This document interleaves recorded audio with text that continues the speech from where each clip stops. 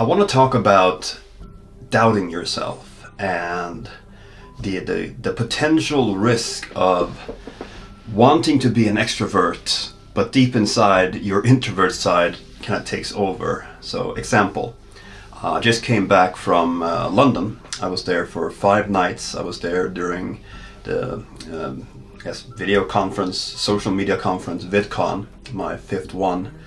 But this year I went there alone. Last year I was there with friends and work colleagues, and the year before that I was also there with friends, and the year before that I was there with colleagues. So I've always sort of been to these events with someone, but this year I decided to go by myself because I felt like it would be worth it. I would get inspired, I would meet new people, and I sure did. I definitely did.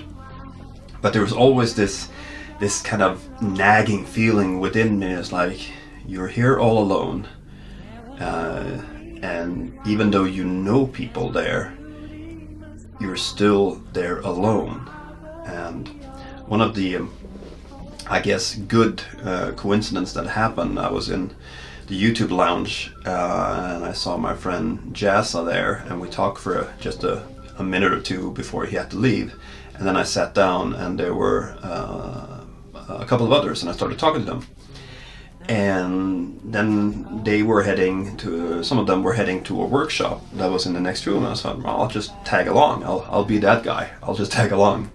And I come in there, and we're sitting basically in a circle. Some people on a couch, some people in beanbags, some people on the floor. And the presenter talks about, or the group leader, I guess, talks about the topic of self-boosting and not feeling shamed of your accomplishments. And we got to read out a couple of things that we wrote down. And one of the things that I wrote down was, I am remarkable. That's how all the sentences started. I am remarkable because I decided to come to VidCon alone, even though there was a risk that I would feel left out. And I mean, I did have those feelings every now and then, compared to last year, where I was there with Ella. We even shared rooms, so I was really never alone. But I still think that my extrovert side kind of won over my introvert side. It's not that the extrovert side is better.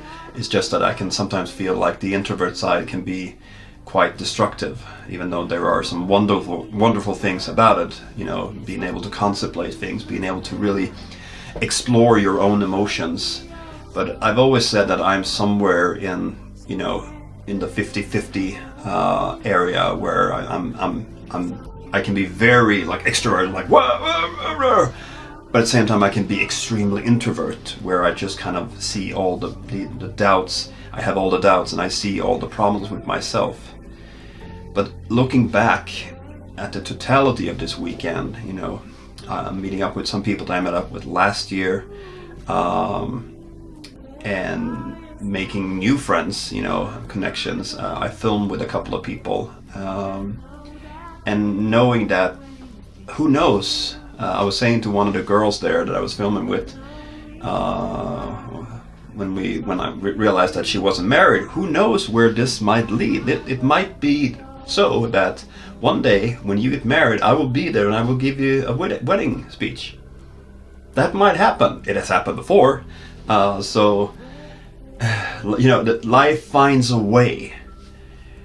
And I'm proud of myself for challenging my introvert side and going there and seeking new connections and seeking new people, while also learning and being inspired by the talks that were given. So all in all, I was afraid that I would feel kind of worthless for going there and not getting anything back, like creatively or socially. But I feel like even though I did go there alone, I still feel that I gained something.